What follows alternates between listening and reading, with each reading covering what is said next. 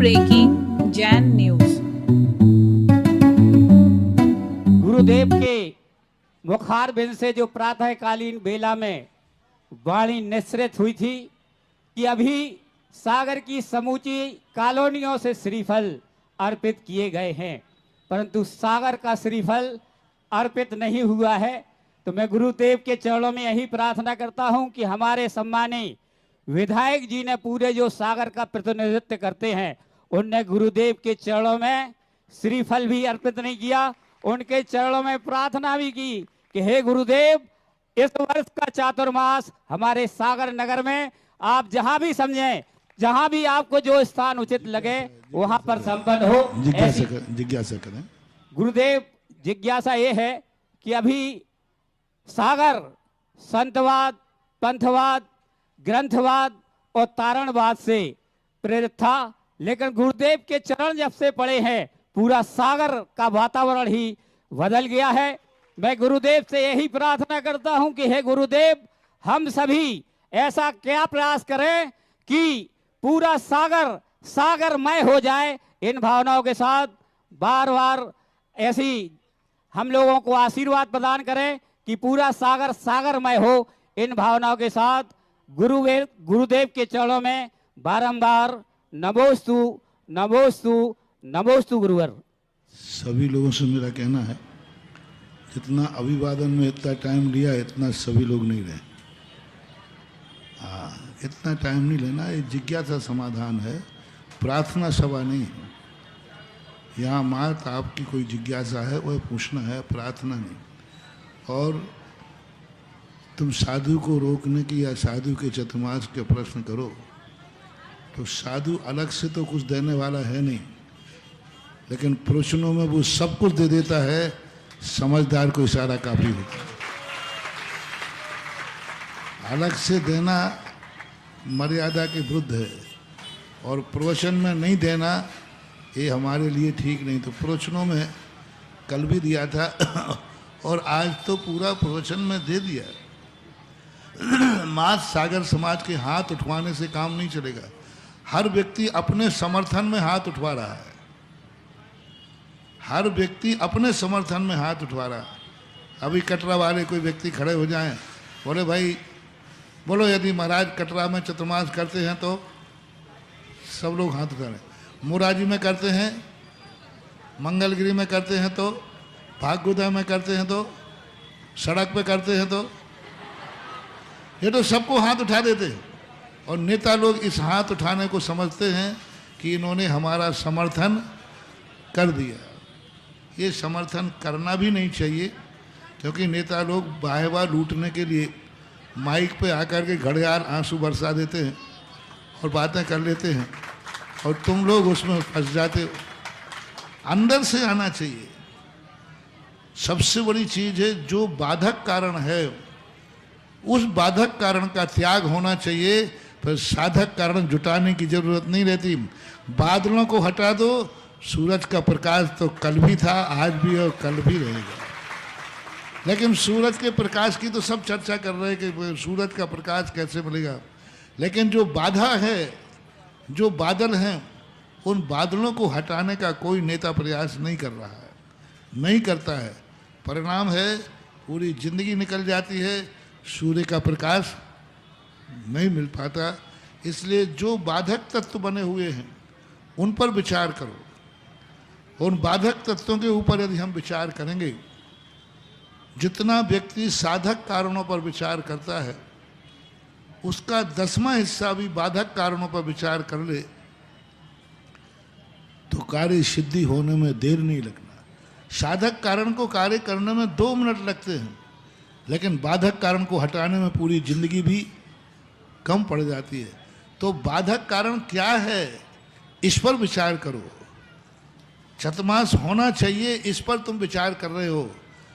क्यों नहीं होना चाहिए, इस पर विचार क्यों नहीं कर रहे हो? क्यों नहीं होगा, इस पर विचार क्यों नहीं कर रहे हो? चाणक्य ने चंद्रगुप्त से जब कहा कि चंद्रगुप्त क्या कर रहे हो, बोले साहब युद्ध की तैयारी कर रहा हूँ गुरुदेव। तो क्या तैयारी है? बोले पक्की तैयारी, हम युद्ध जीतेंगे। और जीत की भी तैयारी कर ली। कि युद्ध में जीत के आएंगे तो कैसा उत्सव मनाएंगे। चाणक्य कहते हैं चंद्रगुप्त से, यदि हार गए तो क्या तैयारी है, हार गए तो क्या तैयारी है। और ये तैयारी करने का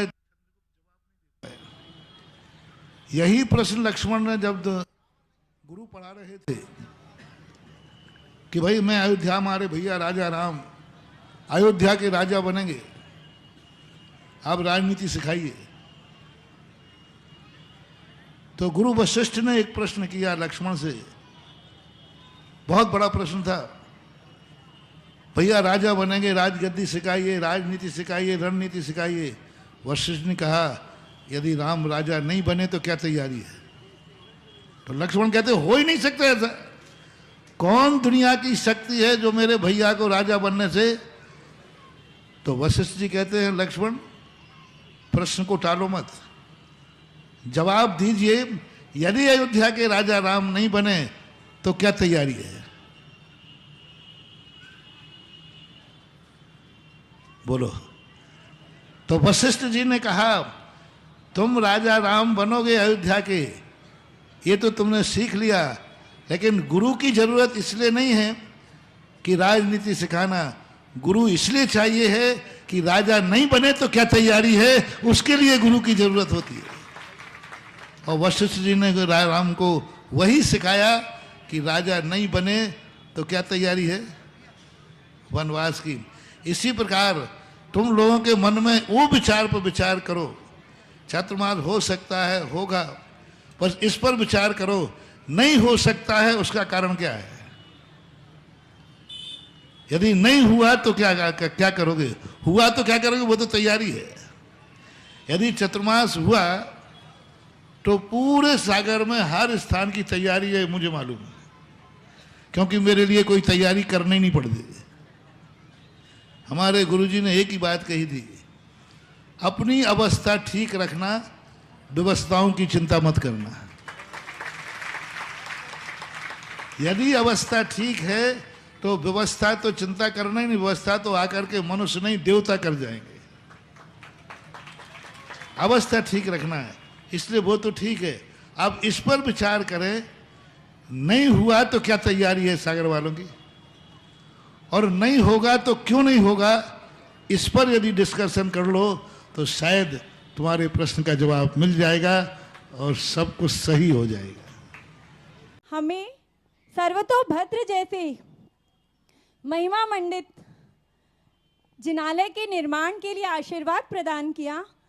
गुरुवर, हम सभी अपने तन मन और धन से उस जिनालय के बनाने में समर्थ हो, एवं उस जिनालय का स्वरूप, गुरुवर, उस जिनालय का स्वरूप हमें पता हो, जिससे हम अपनी विशुद्ध भावनाओं को उस जिनालय के जल्द से जल्द बनने के लिए निमित्त बन सके। साधु आशीर्वाद देता है, भावना करता है, लेकिन उसको फलीभूत करने वाले जो कार्यकर्ता हैं, उनकी विशुद्धि, उनकी निस्वार्थता, उनकी निर्लोभता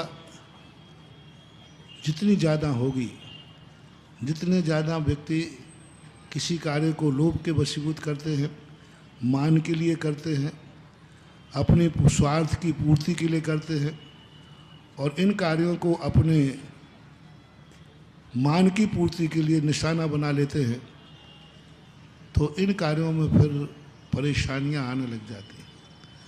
और निस्वार्थ भाव से जो सेवा करते हैं, निस्वार्थ भाव से कमेटियां अपने मान को गलत करते हैं, तो कार्य होने में देर नहीं लगती। विशुद्धि का सवाल है, गुरु का आशीर्वाद ही मात्र चमत्कृत नहीं होता है, नमोस्तु करने वाले का नमोस्तु भी विशुद्ध होना चाहिए। आशीर्वाद तो सदा विशुद्ध रहता ही है, आशीर्वाद कभी अशुद्ध नहीं होता, आशीर्वाद कभी नकली नहीं होता, नमोस्तु जरूर नकली होता है। नमोस्तु जरूर विशुद्ध न होकर के उसमें बेईमानी होती है। इसलिए जो कार्य करता है उनके मन निश्चल हों, उनके मन मात्र अकेले मात्र ग्रुपबाजी करके, मात्र अपने आप को वहाँ एक आलोचना का अड्डा बना करके, मात्र एक अपनी रोटियां सेंकने का गढ़ बना करके यदि बैठ जाएंगे तो फिर कार्य सिद्धि होने में कई लोग ऐसी चीज़ों पर अपनी ज़िंदगी की रोटियां सेंकना शुरू कर देते हैं, मुख्य कार्य भूल जाते हैं और अपने निजी स्वार्थ, निजी मान कसाय को और ऐसी संस्थाओं को लोग अपनी बपोती समझने लग जाते हैं। और जब कोई व्यक्ति किसी भी संस्था का हो, जब उनके कार्यकर्ता कमेटी वाले उसको अपनी बपोती समझने लग जाते हैं, दूसरे की उपेक्षा करने लग जाते हैं और उसको जिस लक्ष्य के भी लेकर बैठे उस लक्ष्य को छोड़ करके उस स्थल को बदनाम करने लग जाते हैं, तो फिर तुम्हारी और हमारी विशुद्धि भी कोई काम नहीं करेगी। काम करेगी वहाँ पर कार्यकर्ताओं की विशुद्धि। वे कितने निस्वार्थ हैं, वे कितने निर्लोभी हैं, वे कितने निश्चल मन से, उनका अंतरंग समर्पण कैसा है। मात यही है कि कुछ और है। तो इन संस्थाओं में हमने प्राय अक्सर का ज़्यादातर देखने में आता है, उस पर सुधार होना चाहिए, उसमें निश्चलता आना चाहिए। यही निश्चलता आना ही, हर व्यक्ति अपने आप को निश्चल कहता है, हर व्यक्ति अपने आप को ईमानदार कहता है, लेकिन ईमानदारी दुनिया को दिखना चाहिए, निश्चलता दुनिया को दिखना चाहिए। और जो समाज की चीज़ है उस पर व्यक्तिगत बपोती नहीं होना चाहिए। चार लोग मिलकर के उसको अपनी बपोती मान लेते हैं, यही सबसे बड़ा गुरुओं के आतिशवाद को फैल करता है। और ये संस्थाएं सूर्य के समान होना चाहिए। जैसे सूरज के प्रकाश पर प्रत्येक आंखों वालों का अधिकार है, ऐसा ही धर्म पर, धर्म तीर्थों पर होना चाहिए। मेरी तो मान्यता यही होती है, जिन तीर्थ क्षेत्रों को मैं आशीर्वाद देता हूँ उन तीर्थ क्षेत्रों पर एक ही आवाज़ देता हूँ, इस पर हर व्यक्ति के जैनी का अधिकार होना चाहिए। जैसे सूरज के प्रकाश पर हर व्यक्ति का अधिकार है, ऐसे ही इन सब कार्यों पर, इन संस्थाओं पर प्रत्येक जैनी का अधिकार होना चाहिए और उसका सब कर्तव्य होना चाहिए। यह विशुद्धि यदि आपके सामने आती है तो असंभव क्या, कठिन का क्या, असंभव भी संभव हो जाएगा। ये कोई बड़ी बात नहीं। धन्य है गुरुदेव।